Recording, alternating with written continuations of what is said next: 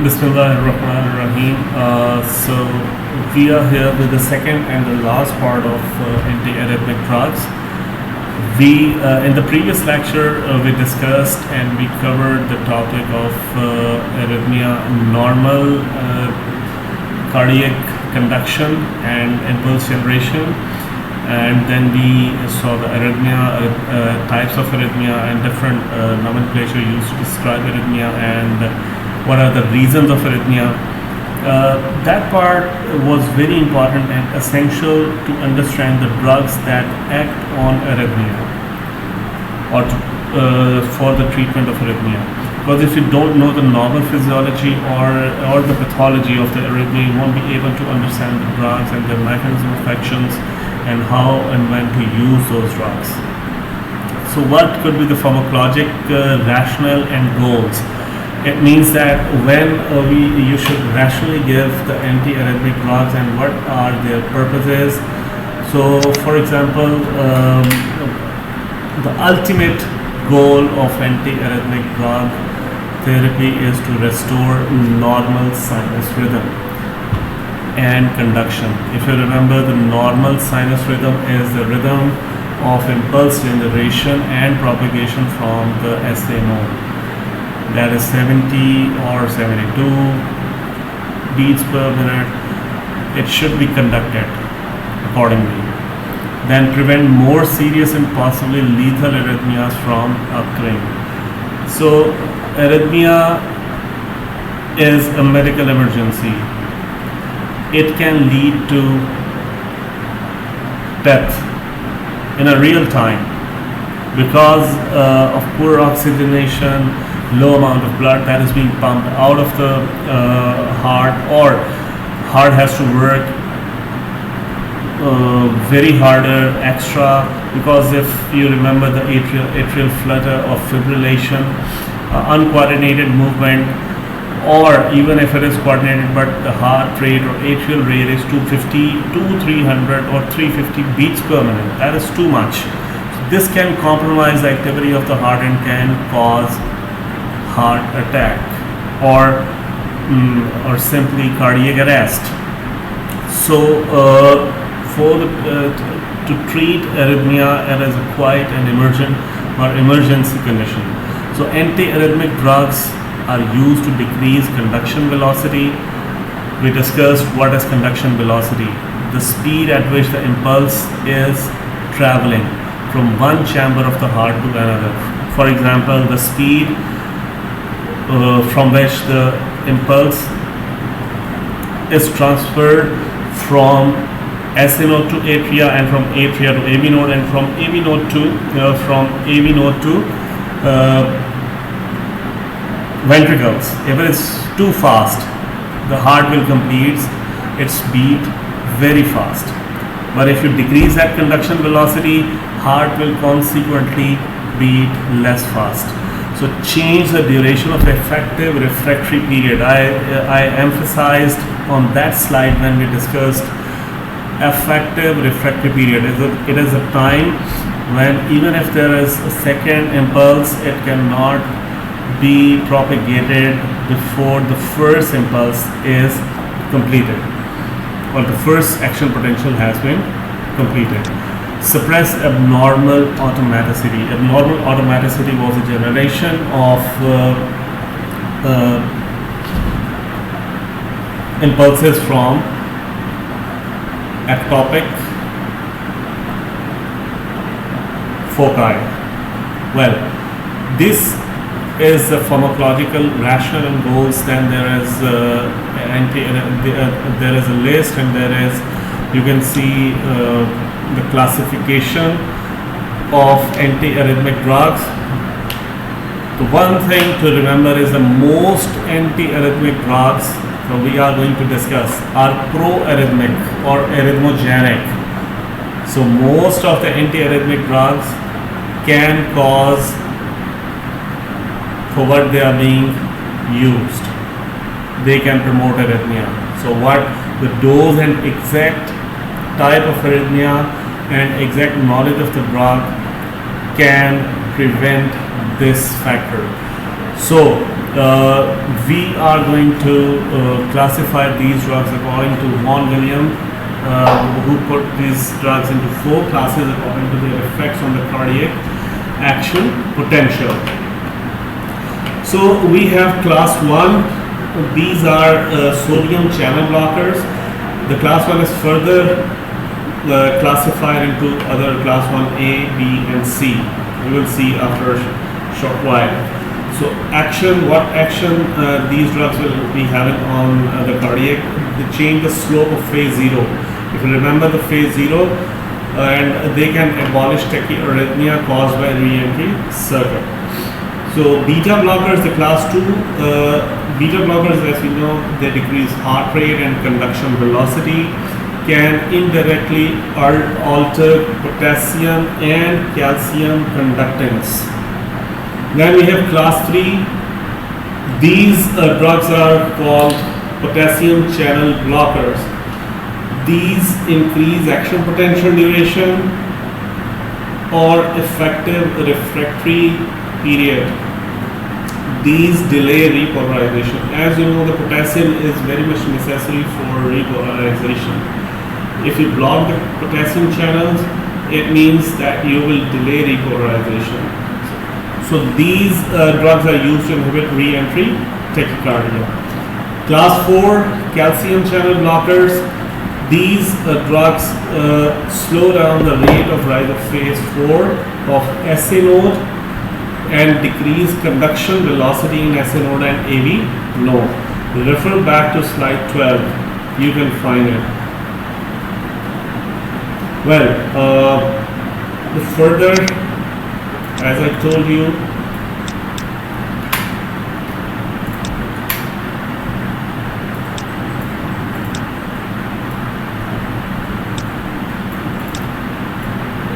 class 1 consists of sodium channel blockers, and you know that sodium is very much necessary for generating action potential in cardiac muscles. If you block the sodium, so you can decrease the conduction velocity. So what actually was happening in arrhythmia? A very fast beat, or the ventricles or atria are contracting way more than 200 beats per minute. But by blocking the sodium channels, you can actually decrease the conduction velocity. So class 1A, class 1B and class 1C. So what these actually do? Then class 2 beta blockers, class 3 prolong, used in atrial and ventricular arrhythmias. Then we will start individual drugs. Class 1 drugs can be classified into 1A, 1B and 1C, already told. They act on, here is, you can see, open and inactivated sodium channels.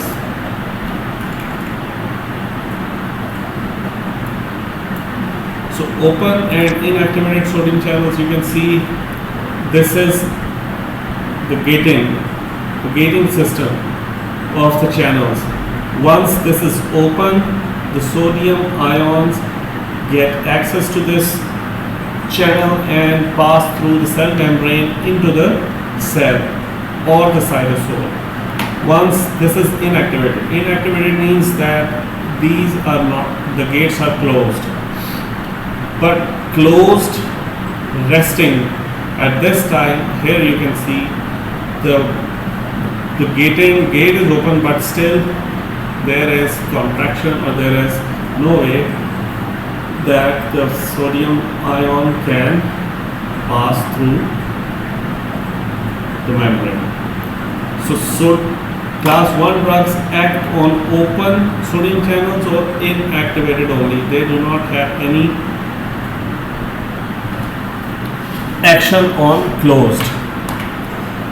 They what is their general action? They decrease conduction velocity.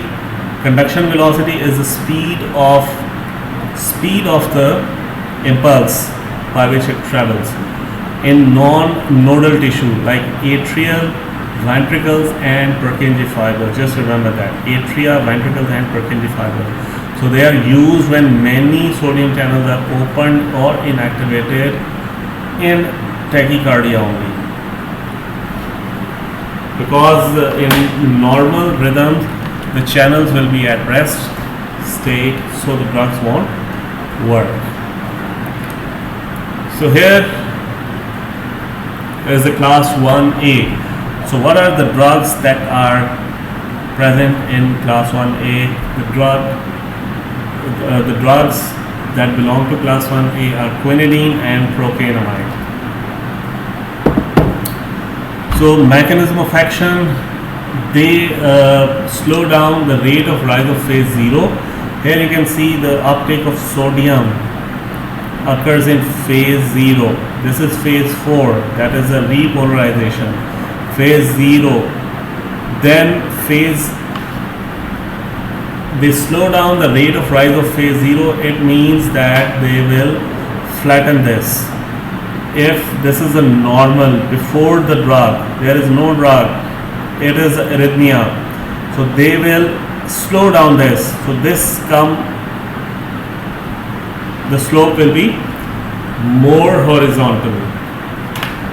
So this black and white is without the drug, and this orange and yellow is with the drug. So it has caused more horizontal. So decrease the Vmax, or the velocity, maximum velocity of the impulse of cardiac action potential. They prolong muscle action potential and ventricular ERP.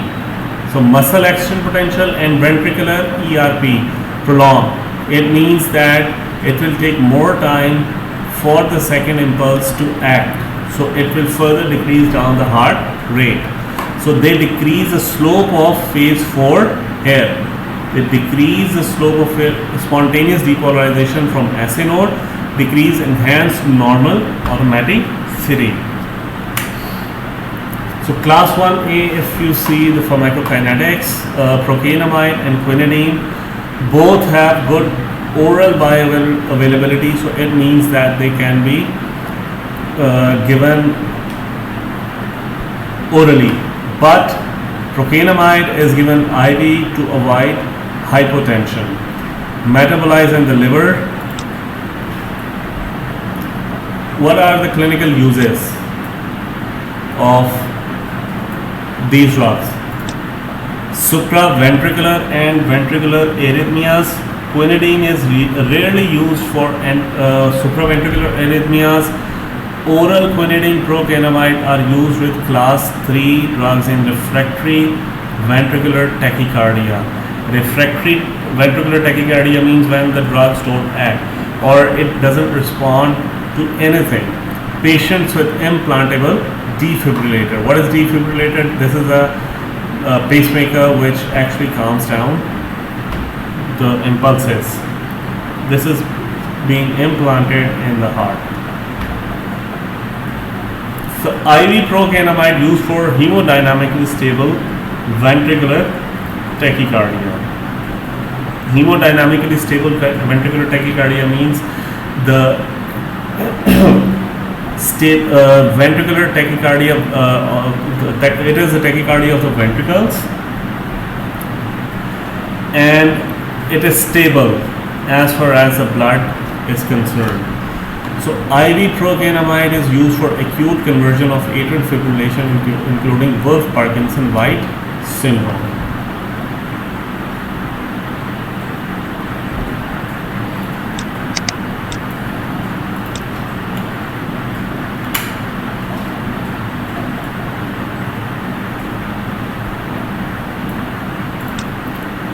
Okay.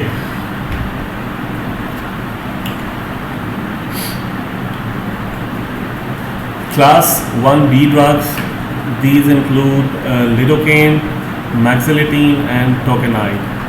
They shorten the phase 3 repolarization. Here, class 1B drugs shorten phase 3 repolarization. It shortens, it means, and decrease the duration of action potential.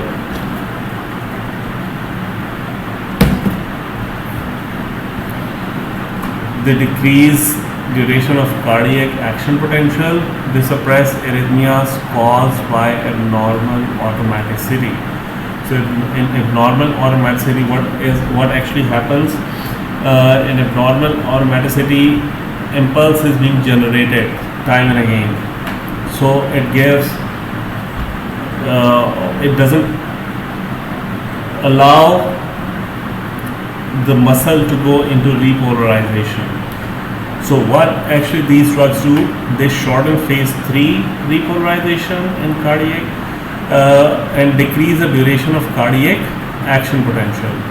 So they suppress arrhythmias caused by abnormal automaticity. Here, this is no drug, and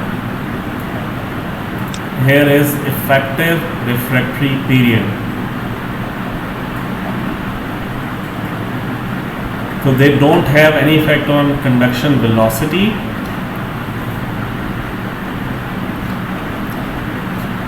Then if you see lidocaine, it is used IV because extensive first pass metabolism occurs. So we know that what is first pass metabolism. So it will compromise if you give lidocaine orally. It means that the oral availability will be compromised. Lidocaine is the drug of choice in emergency ventricular arrhythmias. So these are the oral analog of lidocaine. Mexiletine is used for chronic treatment of ventricular arrhythmias associated with previous myocardial infarction. So if someone is having myocardial infarction and he or she develops a ventricular arrhythmia, mexiletine is being used. So adverse effects, neurological side effects are there. Negative inotropic activity, they decrease. They actually shorten the ERP, so they decrease heart rate. CNS effects like drowsiness, numbness, and convulsions or nystagmus, twisting of the eye. Uses, if you see the clinical uses, they are used in the treatment of ventricular arrhythmias arising during myocardial ischemia or due to digoxin toxicity. They have little effect on atrial or AV junction arrhythmias because they don't act on conduction velocity. Class 1C drug. Class 1C drug has effect on slowing down the phase 0, fast depolarization, uptake. They markedly slow conduction.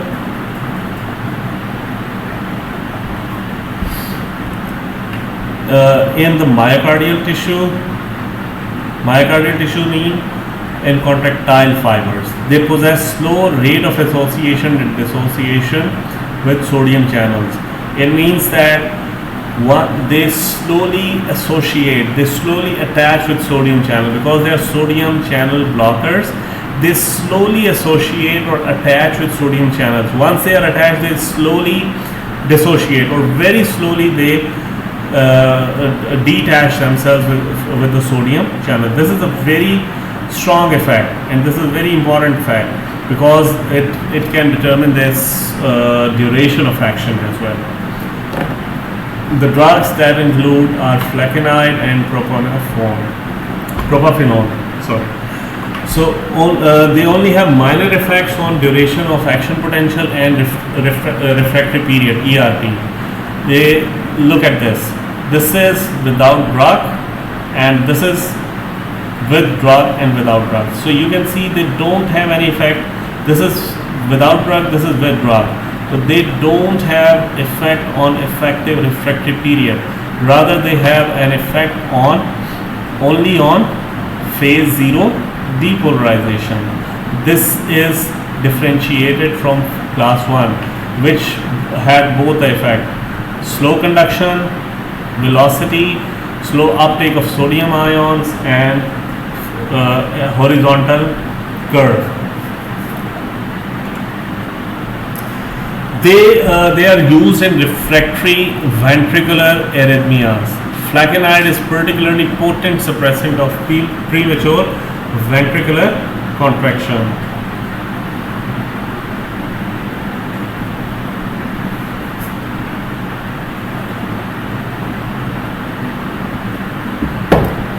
Toxicity, they are severe pro-arrhythmogenic drugs causing severe worsening of a pre-existing arrhythmia. De novo occurrence, de novo means that occurs within the self, of life-threatening ventricular tachycardia in patients with frequent premature ventricular contraction or PVC following MI. Flecainide increased mortality compared to placebo. They should be used with caution.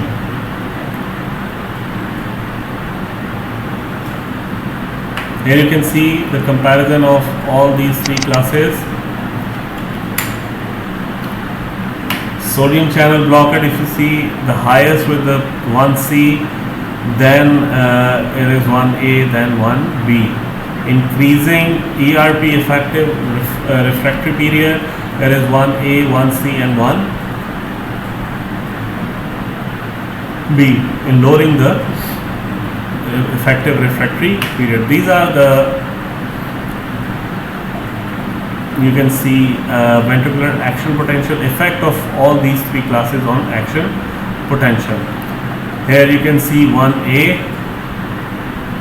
it has effect on phase 0 and phase 3. But in class C, it has a marked effect on phase 0 more than the class 1, but it has a minimal effect on effective refractory period. Here you can see class 1B drugs shorten phase 3 repolarization and decrease the duration of action potential. So then we have class 2 antiarrhythmic drugs. Class 2 antiarrhythmic drugs, their mechanism of action, these are beta adrenergic blockers. Their mechanism of action is negative inotropic and chronotropic action. They decrease both the force of contraction and the heart rate. They prolong AV conduction, means they delay the AV conduction, the conduction of impulse from the AV node. So remember that beta blockers are contraindicated in AV failure or AV blockade. Already if the AV, what we just saw before that, AV node block, the first degree, second degree and third degree block, the bundle block. If already AV conduction is blocked, you should not use beta adrenergic blockers. They are contraindicated in AV nodal block. Otherwise, they might arrest the heart. They diminish phase 4 depolarization, that is the suppressing automaticity and ectopic focus. Uses: treatment of increased sympathetic activity. Sympathetic activity is due to noradrenaline induced arrhythmia such as stress and exercise induced arrhythmia. If someone is having an underlying condition or starts exercising, it will start robusting or it will start the release of noradrenaline in the heart through the beta 1 receptors, and it will increase the cardiac contraction, the force. So beta blockers are particularly used because they are negative inotropic and chronotropic in action.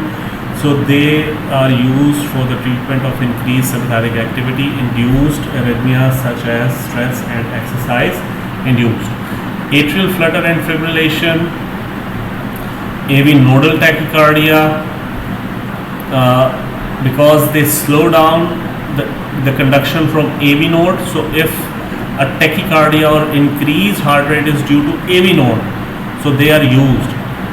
If AV node is working fast, if AV node is blocked or AV node is not working, so these drugs should not be used. They reduce mortality or death in post myocardial infarction patients, protection against sudden cardiac death.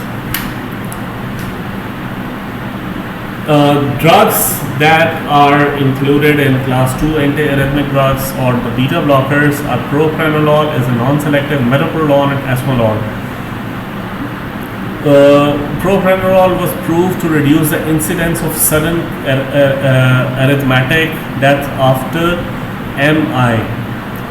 Metoprolol reduces the risk of bronchospasm because it is non-selective and the beta 2 receptors are present on the lungs. So if some asthmatic patient might use propranolol, he might be at risk of bronchospasm. Esmolol is a very short-acting and beta-adrenergic blocker that is used by intravenous route in acute arrhythmias occurring during surgery or emergency. Then we have class 3 anti-arrhythmic drugs, potassium channel blockers. So what actually potassium channel blockers do? Potassium channels are for repolarization. If you block that repolarization or if you block the potassium channels, ultimately you are going to block repolarization, you are going to prolong the repolarization. Simple as that. Here is the effect without drug. This is no drug. Here is no drug, but if you give potassium channel blockers, it will block the phase 3 repolarization, or it will block the potassium channels. If you block the potassium channel, potassium ions will remain within the cytoplasm of the cardiac muscles and will delay the repolarization.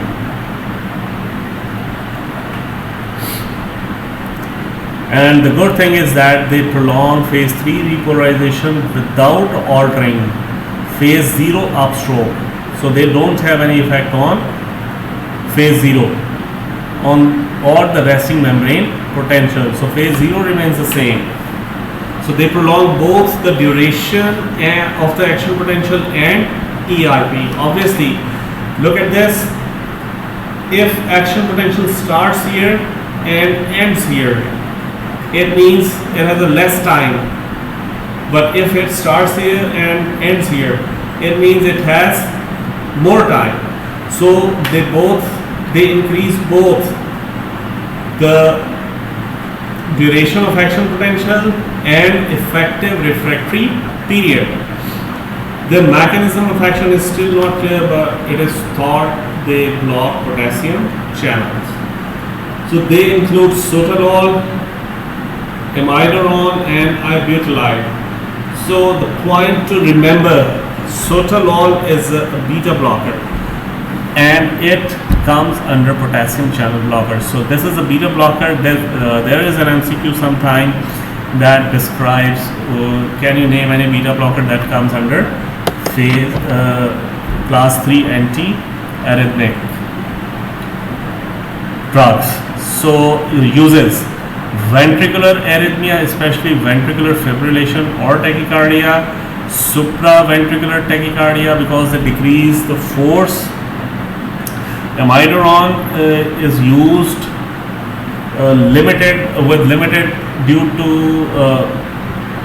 with limited application due to its wide range of side effects. So amiodarone, sotalol prolongs the duration of action potential and refractoriness in all cardiac tissues by action of potassium channel blockade.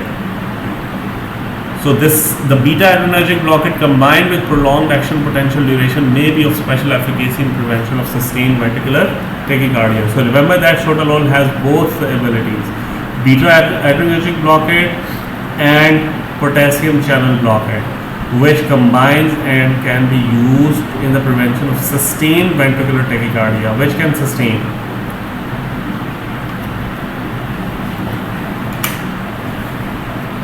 Amiodarone is available as Cordarone, and it is the drug of multiple actions and is still not well understood, but it is extensively taken up by tissues, especially fatty tissues. It has an extensive distribution. Distribution means it has a greater volume of distribution, which depicts that it well goes into the tissues. The T-half or the half-life is 60 days. It is a potent inhibitor of P455, and amiodarone antiarrhythmic effect is complex, comprising class 1, 2, 3 and 4 actions. There is a complex, right? It has a multiple action. It can act as a class 1, 2 and 3 and 4 as well. But the dominant effect is class 3, a prolongation of action potential, duration and refractoriness. So as far as the toxicity is concerned, it has include GI intolerance, tremors, ataxia, like the irregular movement of muscles or repeated movement of muscles, ataxia, dizziness and hyper or hypothyroidism. And there are many others like liver photosensitivity, liver toxicity, facial discoloration into like the face turns into gray color, neuropathies. Neuropathy is the damaging of nerves, muscle weaknesses and weight loss. So the most dangerous side effect is pulmonary fibrosis, which occurs in 2 to 5% patients. And then the last class of drugs, class 4 antiarrhythmic drugs, are the calcium channel blockers. So calcium channel blockers decrease, obviously, what is the role of calcium? Calcium plays a very important role in cardiac tissue or cardiac muscle contraction. Or what actually calcium does, it increases the force of contraction and it maintains a plateau phase, or it maintains the depolarization that was originated by the sodium. So calcium, if you block the calcium channel, it means you will decrease the plateau phase. You will decrease the sustained depolarization of the cardiac muscles. So calcium channel blockers decrease inward calcium currents, resulting in a decreased phase for spontaneous depolarization in SNO. Remember here, SNO. They slow conduction or conductance in calcium current dependent tissue like AV node. If there is a very fast AV nodal propagation of the impulse, then they can slow it down. Example or the drugs that are included in calcium channel blocker are verapamil and diltiazem, because they act on the heart only and not on the blood vessels. Okay, remember that there are two types of calcium channel blockers. One which act only on the heart, not on the blood vessel, because calcium channels are present both on blood vessels and heart itself.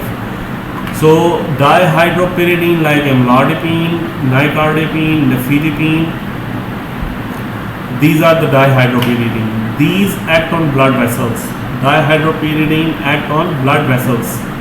The calcium channels that are present on blood vessels. But verapamil and diltiazem act on only those calcium channels which are present in heart. Why is it so? Because there are different types of voltage sensitive calcium channels, like namely LTN. So mechanism of action is quite clear as by our previous discussion. They bind only to depolarized open channels. Just remember that. Prevention of repolarization. So they act only in cases of arrhythmia, because many calcium channels are depolarized while in normal rhythm. Many of them are at rest. So in a normal rhythm, many calcium channels are depolarized and many are at rest.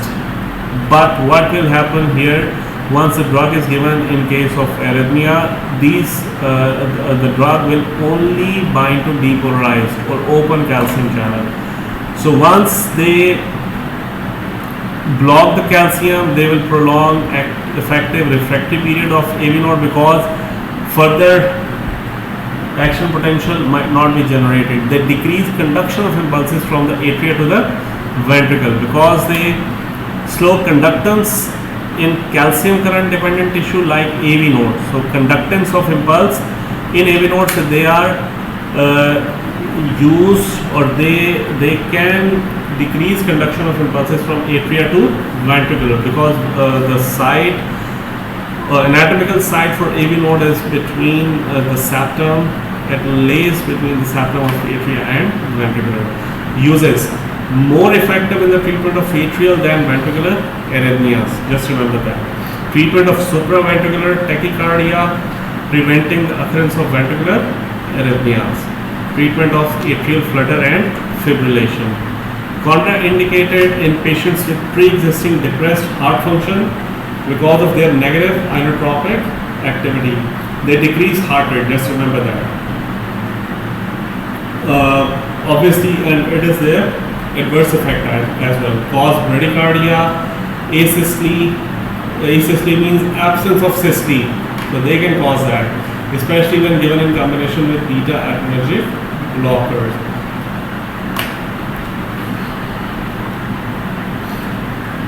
So miscellaneous antiarrhythmic drugs like adenosine. Adenosine activates A1 purinergic receptor, decreasing the SC nodal firing and automaticity, reducing conduction velocity, prolonging effective refractory period, and depressing AV nodal conductivity. It is a drug of choice in the treatment of paroxysmal supraventricular tachycardia. It is used only by slow intravenous bolus. Means it is slowly given intravenously in a larger dose. It has only a low profile toxicity, lead to bronchospasm, meaning extremely short acting for 15 seconds only. So thank you very much, students, for this, and kindly listen to this lecture. If you have any question, you can ask in the group. Thank you very much. See you in next lecture.